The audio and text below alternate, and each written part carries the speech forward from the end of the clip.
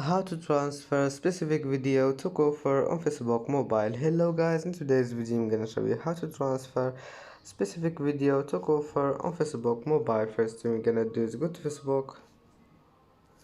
and then click the three lines at the top corner and go down until you find settings and privacy, and then settings, and here just go down and click transfer a copy of your information, and then next, and now just click this one Koofr and go to photos and click none, and then go to videos and click specific video and just select any video and click next, and then just click next again and connect your Facebook with Koofr, and see you in the next video.